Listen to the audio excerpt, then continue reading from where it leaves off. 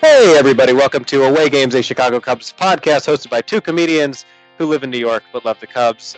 We've got a special guest, one of our old friends on today. I'm Adam Amawala. I am in New York, and talking to me via Skype from Chicago, ruining the premise of Away Games, is Ken Schultz. How you doing, Ken? I am the asterisk used to in the two comedians who live in New York premise of this podcast. Exactly. Yes. You used to be the used to live in Chicago, and now you're the used to live in New York who's back in Chicago. Something right. like that. Now I'm just somebody that you used to know. Exactly. Now you're just somebody that we used to know. You can follow us at Away Games Pod on Instagram and Twitter, and you can follow Ken at Ken Schultz _. Did I get that right? Yes, you got that right. On Absolutely. Twitter. Very nice. Kevin he might even be in New York. I don't know where the hell he is. He was in Colombia. Mm-hmm. Well, he kept saying that, and I was like, why do you have to travel there? I was thinking he was talking about either South Carolina or like the school in New York. But he really loves colonial architecture. Exactly. Yes. He was in the country of Colombia for a wedding, and then is traveling somewhere else, God knows where, somewhere to the Midwest, I think, Lincoln, Nebraska, or something like that. Given the results of your travels to the Dominican last offseason, what would you put the odds that he comes back and tells us about he got to meet Jose Quintana's family at some point?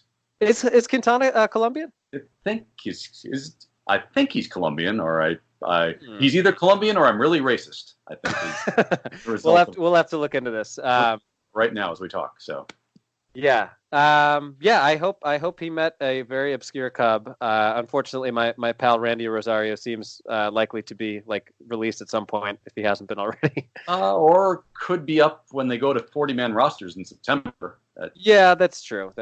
Jose Quintana, by the way, born in Arjona, Colombia. There you go. You weren't racist after all. I am not racist, and that is the best possible result of this podcast. Yes, that would not have been good if you were like, oh, he's actually from Dallas. Uh-huh. Oops.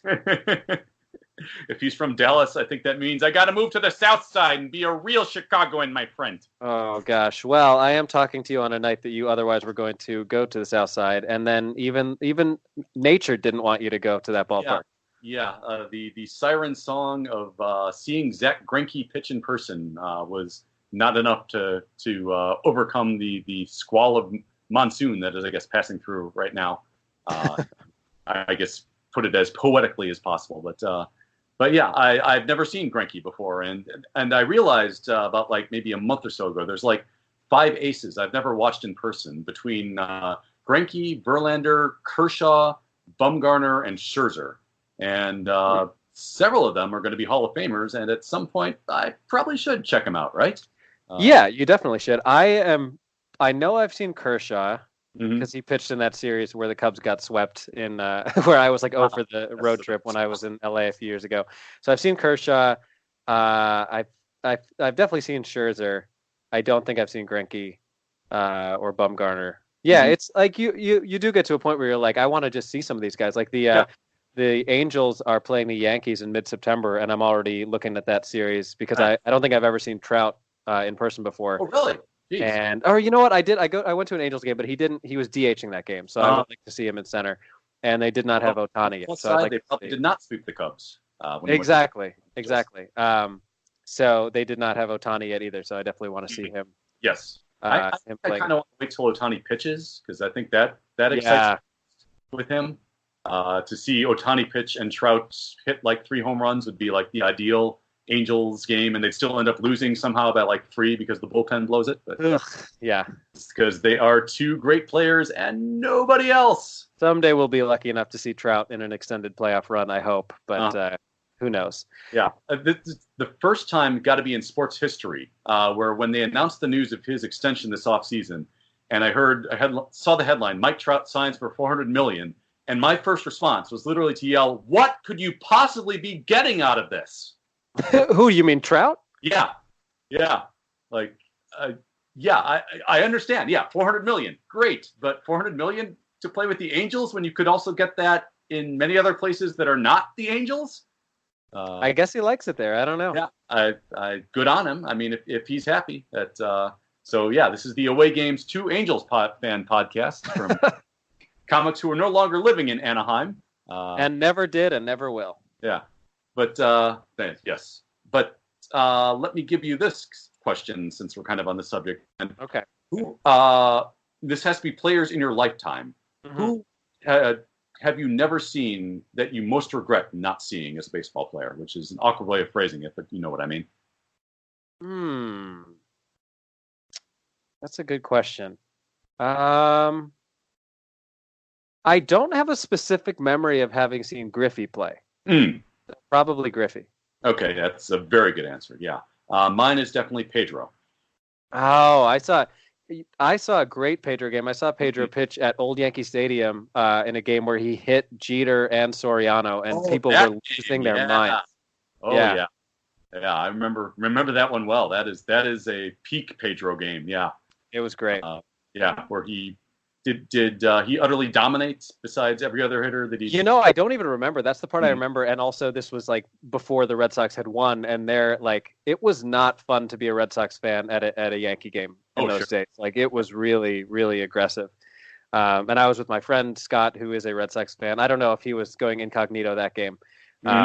But I mean, we were kids. I think we must have been 14 or 15 at that time. But that was those games. That rivalry has lost some of its luster. Mm-hmm. Yeah, well, if there's one those games were crazy. Yeah, if there's one thing we know about Bostonians, it's that they respond very well to aggression. So I'm sure that diffused very quickly.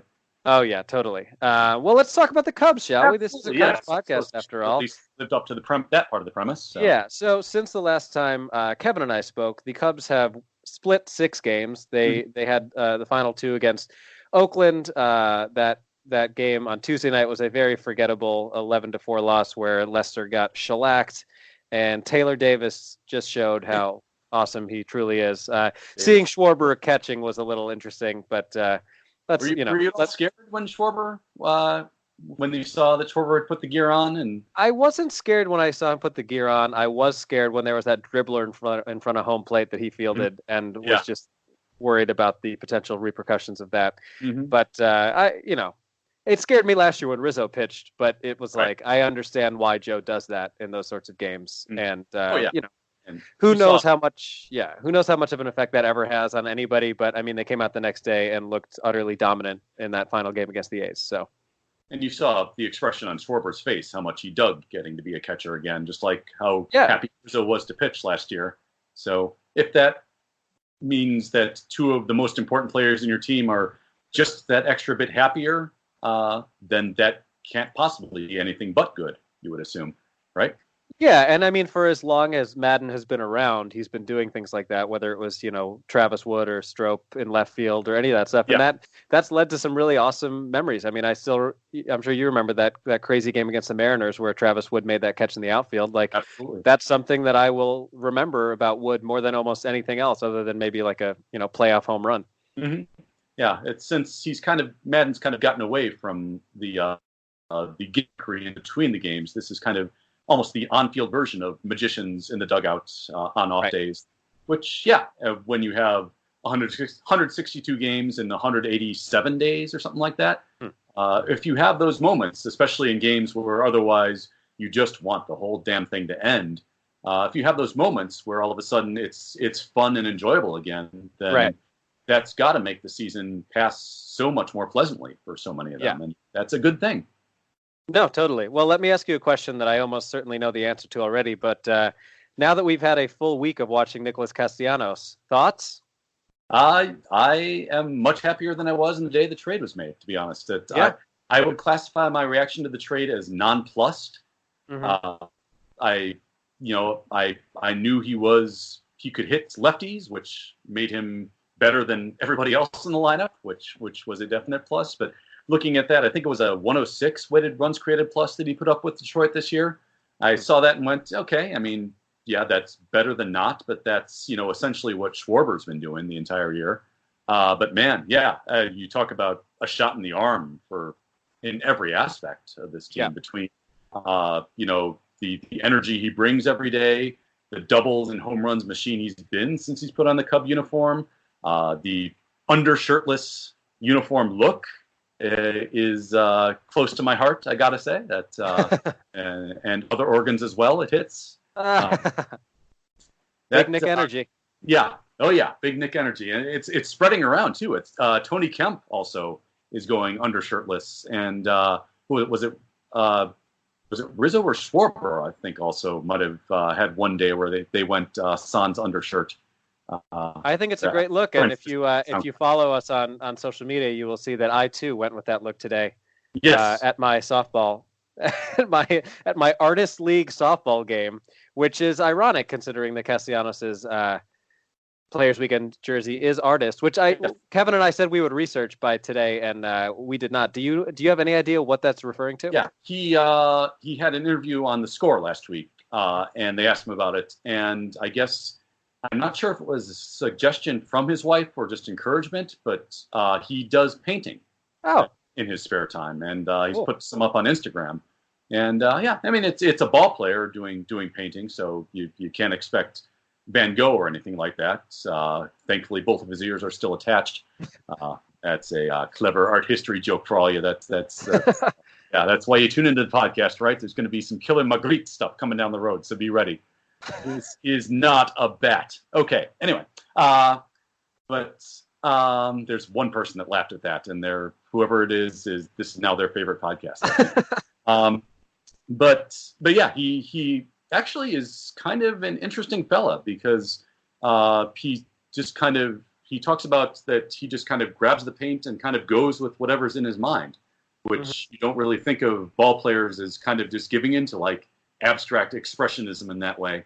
But that is the reason why he is artist. It is not an homage to Prince, unfortunately, but I know that would have made you yes, love him even more than you perhaps already do. If I had a Players Weekend nickname, it would 100% be the love symbol. Nice. Yeah, and then the estate would get wind of it, and then they would threaten to sue, and it would be completely over because that's how the Prince estate rolls. Well, be that as it may, I think it would be a great idea for a Players Weekend jersey. So yeah, he's been great, and just the energy that he brings, and you can tell he really, really, really enjoys playing in Chicago, and that in and of itself is a lot of fun.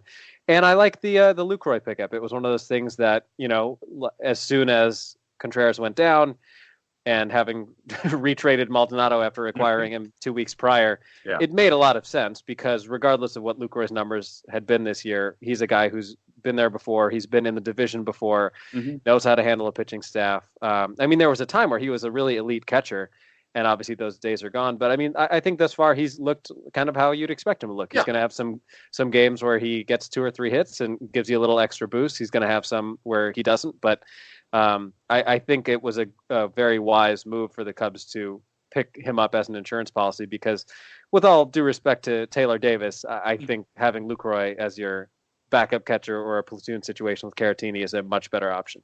Yeah, and Lucroy is kind of the ultimate, absolutely worth a shot kind of guy because what's the harm? At his worst, I'm sure he would perform at Taylor Davis level, and also. Acquiring Lucroy also means that it gives Joe no reason to overplay Caratini and have to feel that he has to send him out there 6 out of 7 days a week and possibly running him into the ground for the stretch run. So you can kind of balance the playing time a little bit better between the two of them and possibly even find someone who kind of likes Lucroy's method of framing more than Caratini's, and maybe that helps make them just a little bit better as a pitcher. Although I think framing-wise, numbers-wise, Lucroy is not what he used to be, right? Mm-hmm. I remember that right? But yeah, absolutely. Nonetheless, if you got to do a month without Wilson Contreras and Lucroy is out there, it's good that the Cubs are actually acquiring and picking up guys who can help the team now, and not having to hem and haw about how to make this fit in the budget. So yeah. Well, yeah. I mean, it's obviously we don't need to talk any more about it, but it was an offseason where they did almost nothing. And unfortunately, the additions that they made literally are already done. Like, Descalso is, who knows if he'll be back on the team. And Brad Brock is now pitching for his childhood favorite New York Mets. And, hope he does well there. But it's like, those were the names that you heard in the offseason. But now, having acquired Kimbrel, having picked up Castellanos, filling in Lucroy out of necessity and picking up a couple of the other arms in Phelps and Holland. I mean, I feel like they've done a good job or done what I would have wanted them to do here. Yeah, and really the far and away best move of the offseason was acquiring Rowan Wick. Holy shit. Jeez, that's a thing. My God. I mean, it's getting to the point where, I mean, Strop looked good yesterday. We're recording this on Monday, but I think who's better than Rowan Wick in the Cubs bullpen right now? With Cishek and Kimbrel out, who's better? There's nobody that I can think of. And that assuming, and point was made on Twitter earlier today, and I forget who made it, so forgive me, anonymous person who I should be crediting. But when Kimbrel comes back, then between him and Wick, suddenly have a couple of guys who sit consistently at 96, 97 coming out of the bullpen. And when was the last time the Cubs had that, for God's sake? And just wait till Brandon Morrow. Yes. Oh, man, what a day that will be. You never know. I mean, I think we all should operate under the assumption that we won't see him pitch for the Cubs again. But, I mean, it would be a real boost to all of a sudden have him up in like mid-September. Legitimately, yes. Like all of a sudden, if he just showed up and started throwing 98 again, then all of a sudden you have a bullpen that looks kind of deep. I mean, it's wild. You and I went to that during that Cubs-Phillies series at Wrigley last June, that same series that Hayward hit the walk-off slam. You and I saw Morrow get the save, and I feel like that has to have been one of the last times he pitched for the Cubs. Just about. Like I think his last appearance was like a day or two before the All-Star break last year in San Diego, and then that's been it. I mean, I wouldn't have a problem with Wick closing some games if absolutely. I mean, comes up. The fact that they leaned on him for 2 innings yesterday in the 7th and the 8th is already an indication that, guess what? This is, as Joe says, big boy time, and you have been promoted to big boy. You are now Frisch's or Bob's or any of that nature. Anyone else want to get that reference? No.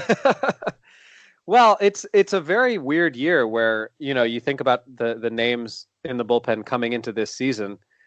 Even guys like Montgomery and CJ Edwards, and to look at a bullpen that right now, from the left side and the right side, you're looking at Kyle Ryan and Rowan Wick being your two most reliable arms from each. I mean, I guess when the Cubs win Game 7 of the World Series in the 10th inning, it's going to be Rowan Wick getting 2 outs and then Kyle Ryan coming into the last one.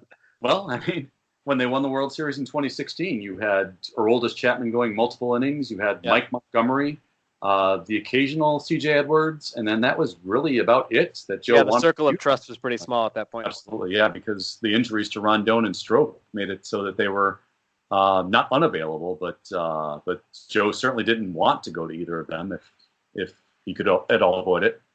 Right. So that's the nature of bullpens for the most part. Is that you kind of got to hope that either.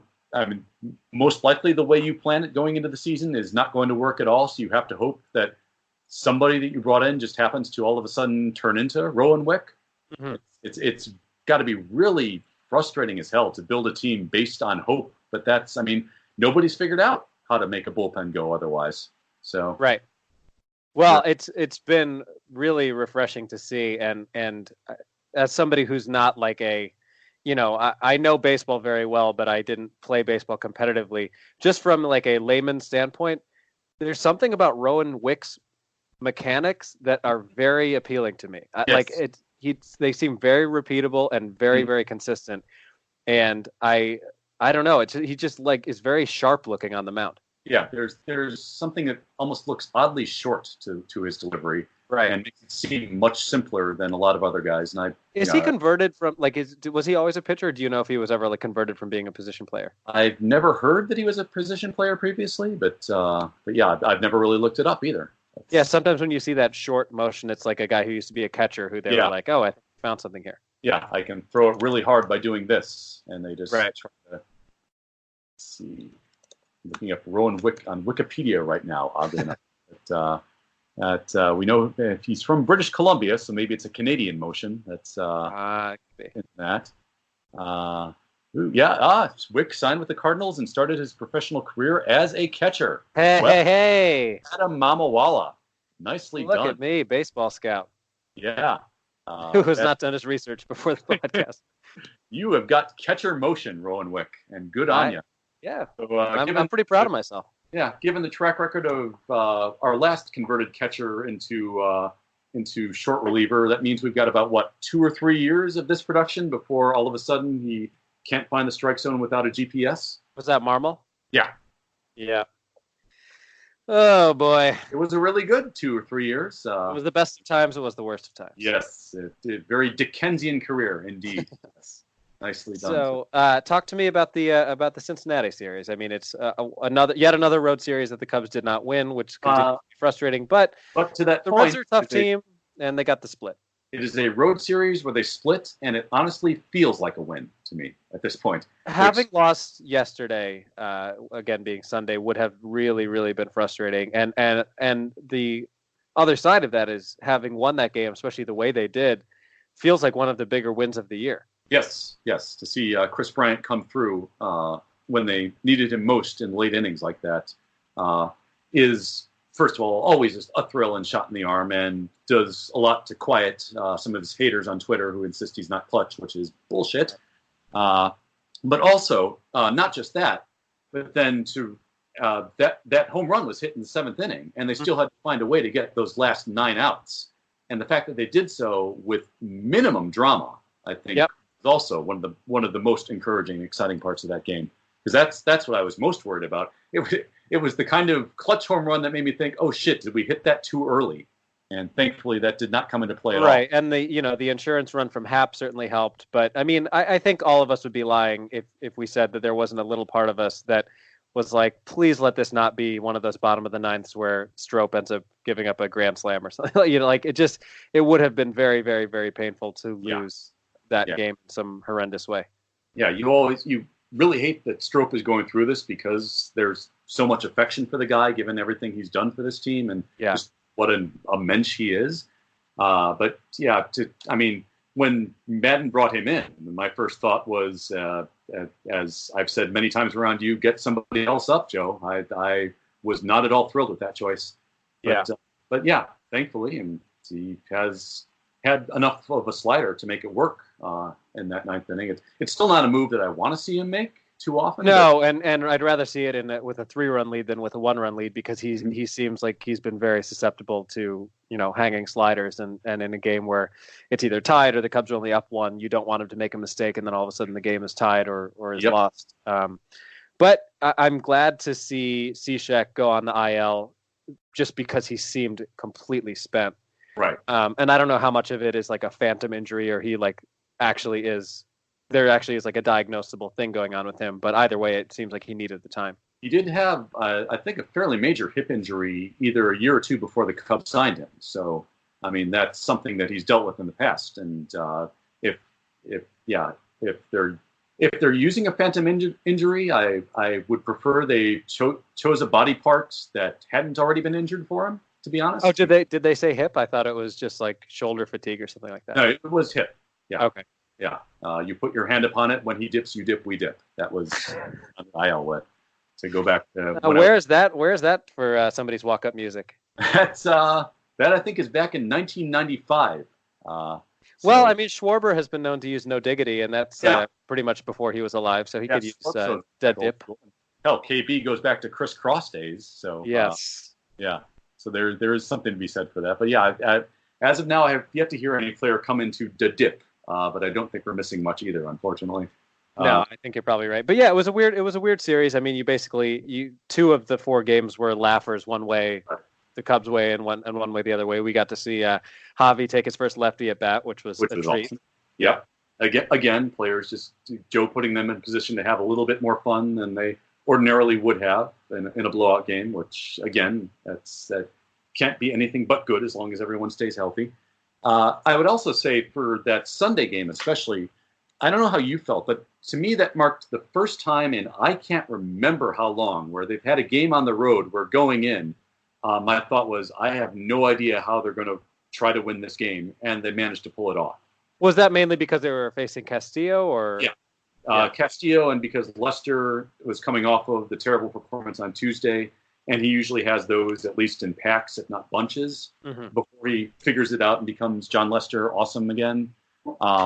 So, I mean, they're they've shown many times they're capable of pulling that off at home throughout the entire year. But on the road, I mean, this goes back to at least like that series in Houston where they had the 3 in Houston and the 3 in St. Louis, where I thought this is going to be a real tough road trip, and they ended up losing 5 of 6. And that's been pattern of every road trip, and especially the ones where you go in thinking this is going to be a real tough fucking game. Yeah. And it proves to be the case every time. And this is the first time in a while where it felt like they finally broke that pattern. And hopefully that's a bit of a mental stone lifted. I think I'm mixing metaphors there, but you know. No, totally. So, yeah, I mean, obviously you want to do better than a split, but I completely agree. I think that my feeling on the Cubs in this moment in time is like I feel pretty good about where they're at. Yeah, certainly. It would be much nicer to have more than a 2-game lead, but it's really a matter of if they can just figure out this weirdness on the road, they're good, I think, for the rest of the year, because they have the lineup depth, certainly. Everybody in the rotation is now presumably healthy. They're not operating at 100% efficiency right now, but you would figure that will be corrected over the next 6 weeks. And the bullpen, I mean, they've got a couple guys finally that look like that they can handle the back end. Right. So it's a matter of getting some of the bullpen healthy, and as long as the road weirdness works itself out, I'm good to go with what they got. Right, and if the injuries are going to happen, you'd rather they happen in August than at the end of September. Right, and it's a matter of how you respond to the injuries. And outside of that Monday night game, which got really, really weird with Oakland, since then, I can't find any bullpen moments that make me really think, oh man, if only Kimbrel were healthier, if only Cishek or Kinsler were still healthy. For the most part, since then, the bullpen stepped up, and that's what you got to do to contend when you have injuries. Yeah, absolutely. So looking forward, the Cubs have 3 in Philadelphia, one of which is going to be really fun because it's Hamels returning to Philly for the first time as a non-Philly, and that's actually going to be a Hamels versus Nola matchup on Wednesday, which is really fun. So we've got Quintana pitching tomorrow against Vargas. Then Hamels, Nola, and then Darvish against another former Cub who'd never pitched as a Cub, Drew Smyly. So with Vargas going tomorrow, who would you pick as the Cubs beat writer that he's going to threaten? Oh, Jesus Christ. Or which umpire is he going to get mad at on the field and have a hissy fit? It's hard to say. But yeah, I mean, you got 3 in Philly, then 3 at Pittsburgh, although only 2 of them are actually physically at Pittsburgh, and then the Sunday one is going to be the Williamsport game, which is really, really cool. Yeah. And if you're listening to this and you haven't watched, or you didn't watch the game last year, they did a really good job with it, ESPN, which I will rarely say about ESPN baseball broadcasts, but I'm looking forward to seeing the Cubs interact with the little leaguers and all that business. So I think that'll be a fun one. You would think that, putting Javier Baez among little leaguers should be like a natural thing. That just here's somebody who likes having fun with kids who like having fun. Absolutely. And along those lines, there was a great piece in the Athletic a few days ago. I don't know if you saw it, that Sahadev Sharma wrote about Zobrist and what he's doing down in Iowa, not Iowa, but in South Bend. And it confirms everything that we already know and believe about Zobrist, but just that he is just an extraordinary teammate. Yep. And person who has spent his time down there being generous with his time with the younger players like Roeder and those types of guys, literally signing autographs for every single person who waits for an autograph, and just generally being awesome because that's who he is. And I cannot fucking wait till he's back. Yeah, Ben Zobrist is just an uplifting person, and we are so much better as baseball fans and Cub fans because he's been on the roster the past 3.5 years.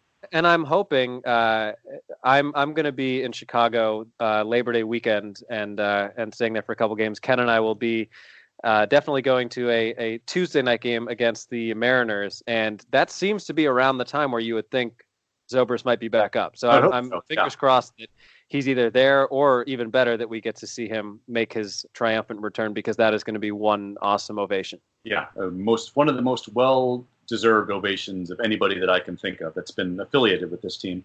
Yeah. And hell, maybe he'll celebrate by bringing everybody in the ballpark McDonald's that day. It would be great. 1,000 Happy Meals. Yeah, he's the best. So looking forward, you got 6 more games on this road trip. It would be awesome to win just a road series at some point. That would be really nice. I think if the Cubs split, I guess you can live with that. But I mean, Pittsburgh has been really bad, so yes. I think you'd love to take. If you take 2 of 3 in Philly, you're feeling great about yourself. There's really no reason that you shouldn't win that Pittsburgh series. If the Cubs lost 2 of 3 to the Phillies, I wouldn't be shocked. Right. Cubs have not played well in Philly in many years, it seems. Well, I was there last year and they won 2 of the 3, so they were fine last year. That was when my streak of consecutive wins really got out of hand. Nice.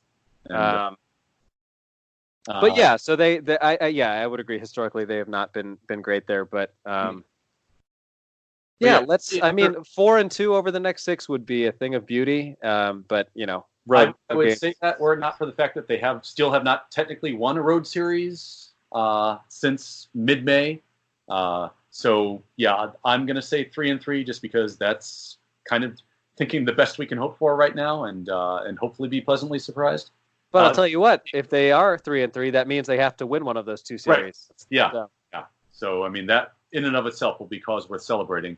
But yeah, you're dealing with the Phillies team that's listing.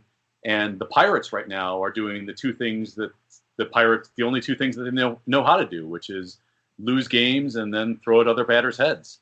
Oh my God! And they blew that game against the Cardinals yesterday, which is really annoying. I think they were up by a lot, and then I want to say they were up like 9-4 or something, and then ended up losing 11-9. So, thanks for nothing, Pittsburgh. Can't wait till you bean KB, which you probably will this weekend. You fucking assholes. Yeah, I will charge at Clint Hurdle like Amir Garrett if I have the opportunity. I'll be David Bell in this scenario and just kind of stand on the sidelines and yell curse words at him. I think Clint Hurdle saw how many white people there are on the Cardinals roster and thought, I should do him a solid. Yeah, I think that sounds about right. God, he's the worst. I really don't know that there's a manager that I dislike more than Clint Hurdle in baseball. Pink-faced idiot. Yes. Man, he's the worst. So before we go, the Cubs 2020 schedule came out today. I don't know if you have it in front of you, but let's do a quick little rundown here and let me know what you're excited about. I've got a few circled like that I'm solid 110 win season. I think right there. I think conservatively 110. I was thinking more like 120, 130. Yeah, that could be it. Kind of depends on how that London series breaks for them. I think that is true. Yes.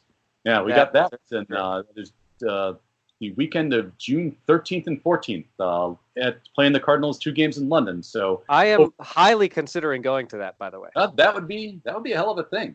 I've never been to London before, and I have a lot of airline miles saved up, and that seems like as good a reason as any to do that. Yeah, that would be an epic road trip, I'd say. I would also say be ready for about 4.5 hours worth of game a day. And if this year is any indication, over under on runs. 30 runs a game? Total for the series, about 60, I'd say. Hey, that's fine with me. Yeah. But they should really, like, I don't know if there's any other sites that they can hold it, but wouldn't it be fun if they could, like, figure out a way to hold it on the grounds of the Tower of London? Yes. Yeah. Something. Westminster Abbey games. Yes, there we go. Westminster Abbey or Shakespeare's Globe Theater, since we're going highbrow in this. But yeah, they got that, and then we the week after the London series, they are hosting the Red Sox for 3 at Wrigley Field. So, and then the following weekend is going to be at Yankee Stadium. Yes, indeed. Yeah, saw that as well. So going to New York twice that year at Yankee Stadium end of June, and then Citi Field end of August. So yeah. And I mentioned this on a previous podcast, but I believed that the Cubs had never won a game in New York against the Yankees, and that is true. They have never done that. Yeah, that they have never won a game that counts, as far as I know. And that you're going back to the World Series of 32 and 38 when they got swept both years. So I don't even know that they've won a game that doesn't count, because I feel like I was at those exhibition games that the Cubs played the Yankees in before Yankee Stadium opened, and I don't think they even won those games. My God. So, so you could see history next year. I very possibly could. I don't think that I'll get to my career high of 14 games that I got to in 2017. But looking at the schedule, I see a lot of games that I would be interested in going to. Awesome. There's games. The Cubs are back in Baltimore next year. Of course, they're in Washington. I've never been to Toronto, and that's something that I was thinking of doing the next time the Cubs are there, and the Cubs are in Toronto in August. Awesome. So yeah, I mean, I think it's always cool when they play the Red Sox and Yankees. And like no other interleague matchup, honestly. That's those are the two that are like, yeah, that's fun, and then everyone else I can honestly do without the whole thing. Yeah, it's a little much. It's a little forced at this point. Do the Cubs play the Rays at all? That must be happening somewhere, right? They're hosting them for 3 over 4th of July weekend. Okay, there it is. Damn, I was hoping they would be in Tampa Bay, not because that stadium's any great shakes, but my knock Tropicana off your list. I've actually been, and it's really? just as boring as you might think. But my sister lives in the Tampa area now, so that would be a good reason to go down for a weekend. But I'll see her anyway, and then I'll go back again in 3 years when the Cubs are in Tampa Bay.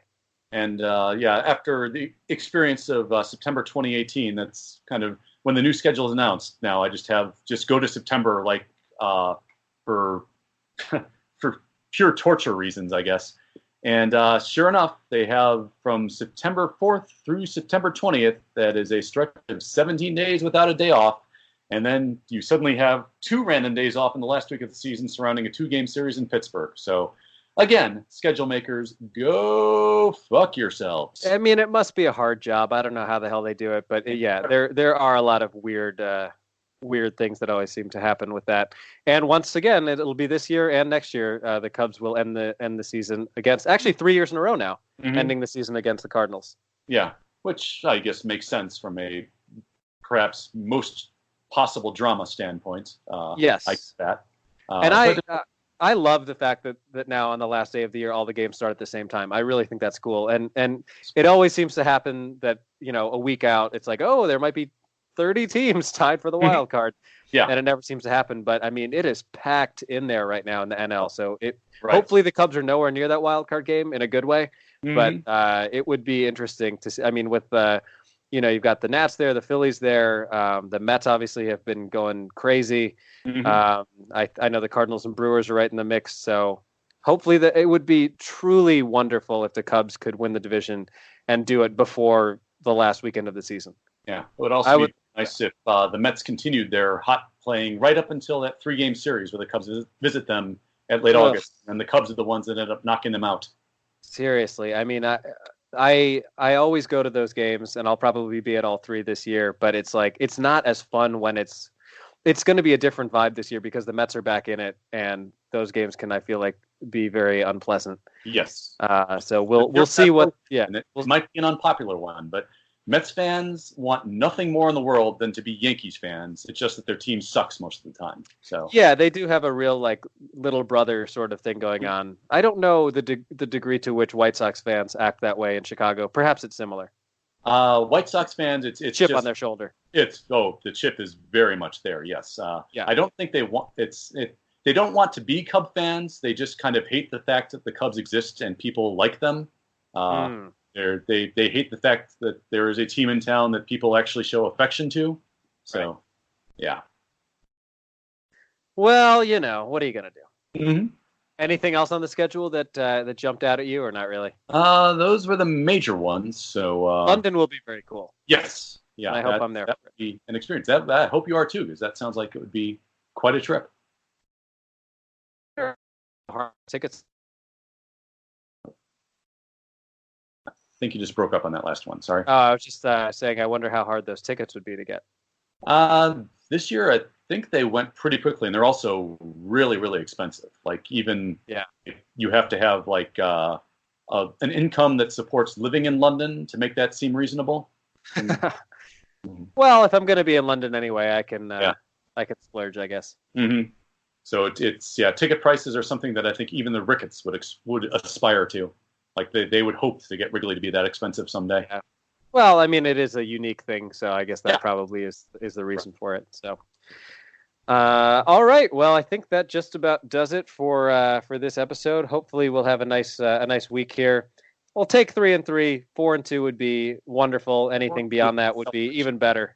Yeah. But let's. I'm going to go out on a limb here and say that the next time you guys hear an Away Games podcast, we will be talking about the Cubs having won a road series. I'm going to put my money on that. Oh my God. Yes. Right? Wouldn't that be nice? That would be, I mean, yeah, that honestly, that feels like as rare as, not quite as rare as a pennant, but I'd say it would be worth a division clincher's worth of celebration at this point. I will pop champagne when the Cubs win their next road series. Yes. I will join you in a celebratory root beer float, my friend. Yes, you can pop a bottle of Martinelli's cider. Nothing. You and KB. Yes. Straight edge brother. Perfect. All right. Well, follow us as always at awaygamespod on Instagram and Twitter. Email us at awaygamespodcast@gmail.com. Follow Ken Schultz at Ken Schultz _ and/or at Ken Thin Guy on Instagram. I'm Adam Amawala. Thank you guys for listening. See ya.